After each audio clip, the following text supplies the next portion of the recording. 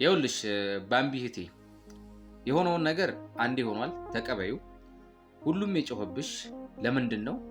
በራስሽ ሜዳ ነጥብ ስለጣልሽ ነው። እኔም ጮኸብሻለሁ። የጮህኩብሽ የኔን ሀሳብ ነው።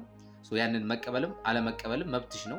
እኔ ወንድማዊ ጥሩ ምክር ስለሰጠሁሽ ብሎክ አድርገሽኛል። ሌሎቹንም ብሎክ ማድረግ ትችያለሽ። ብሎክ ስላደረግሽኝ እኔ ምንም አልሆንም። ከአንቺ ምንም አጣው ነገር የለም። አሁንም እንደ ወንድም ነግርሽ ብዙዎች ተነስተውብሻል። ለምን የሚለው ቆም ብለሽ ማሰብ አለብሽ። በሰዎች ተገፍተሽ ከሃይማኖትሽ ምንም የምትርቂበት ነገር የለም። ስለ ጽድቅና ስለ ኃጢአት ማንም አላወራም። ማንም ጻድቅ የለም። ማንም ጻድቅ የለም። አንቺም እኔም የኔ ኃጢአት ከአንቺ ቢብስ እንጂ ከአንቺ አያንስም። ገባሽ? ስለ ኃጢአት አይደለም። እኔ አንድ አስተያየት የምሰጥሽ ራስሽን ሆኚ ነው። በቃ ኦዲየንሱ ችግር አለበት። ልክ ነሽ። አሁን አንቺ ሃይማኖትሽን አክብረሽ በሃይማኖትሽ ተገዝተሽ ሃይማኖትን ብትይ ብዙ ኦዲየንሶች ከአንቺ ይጠፋሉ። ተመልካች በነገራችን ላይ ሶሻል ሚዲያው ላይ እያጠፋናቸው እያበላሸናቸው ያለ ነው እኛ ተመልካቾች።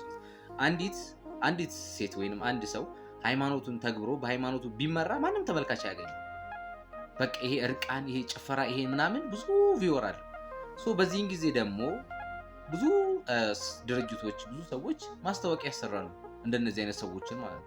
ቪወር ከሌላችሁ ወይም ተመልካች ከሌላችሁ ማንም ማስታወቂያ ያሰራችሁ። ሁለት ምርጫ ነው ያላቸው። አንድ ሰው ሃይማኖቱን ብሎ ለእግዚአብሔሩ ታምኖ መኖር፣ ሁለት ደግሞ ሰዎች የሚፈልጉትን ሆኖ ከእግዚአብሔርም ልንጣላ እንችላለን ገንዘብ መሰብሰብ። ሁለት ከሁለት አንዱን መምረጥ ነው። ግን ይሄ ራስን ማጥፋት ከቤተሰብ ከሃይማኖት ከብዙ ነገሮች ራስን ለመጉዳት እሱ አይጠቅምሽም።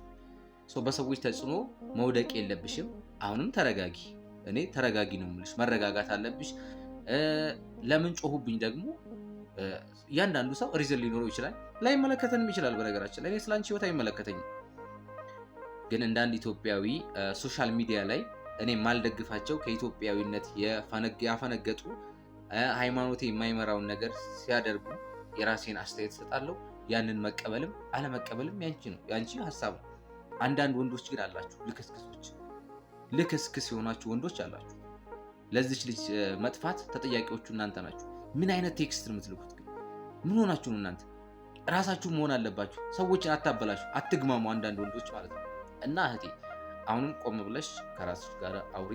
ሁሉም ነገር ለበጎ ነው። አንቺ ከየትኛውም ሰው በላይ ወደ እግዚአብሔር ለመቅረብ ምክንያት አለሽ። በነገራችን ላይ የሚጥሉሽን ነገሮች፣ ለውድቀት የሚዳርጉሽን ነገሮች ለከፍታ መጠቀም ይቻላል። በነገራችን ላይ ያም የሆነው ደግሞ አንቺ ጠንካራ ስትሆኝ ነው። ስለዚህ ይሄ እርቃንሽን እኔም አልደግፈው። በቃ እዛው ዋኚ፣ እንደፈለገሽ ሁኚ። ሶሻል ሚዲያ ላይ ግን አታውጭ። ይሄ ወንድማዊ ምክሬ ነው። ምክንያቱም አንቺን አይተው ብዙ ወንዶች ይስተነካከላሉ። ለምን ተሰነካከሉ እንዳትይ፣ እግዚአብሔር የሰጠኝ ምናምን እያልሽ አትመጻደቂ። ሰጥቶሻል፣ ሸፍኝ፣ አትገላልጩ። እግዚአብሔር በትክክለኛው መንገድ እንድጠብቅ። ለምንድን ነው አዳም እግዚአብሔርን ገና ያንን ዕፀ በለሱን በልቶ አዳም የተሸሸገው እና ሔዋን ለምን ተሸሸጉ? ለምን ፈሩ? እርቃናቸውን ስለሆኑ አፈሩ አይደል? አንቺ ለምን ታወጪዋለሽ ነው የኔም ጥያቄ። የሌሎች ስለ ጻድቁ ስለሌላው ነው አይመለከተኝም። ያንን ነው ገባሽ? መሰናከያ አትሁኚ። ገባሽ?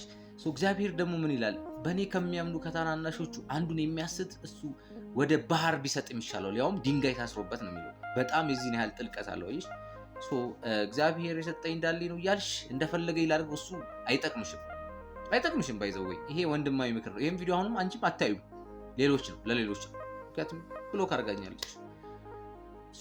ብሰድብሽ ኖሮ ብሎክ አታደርገኝም። እኔ እናት እኔ እንዳንቺ ደካማ አይደለሁም።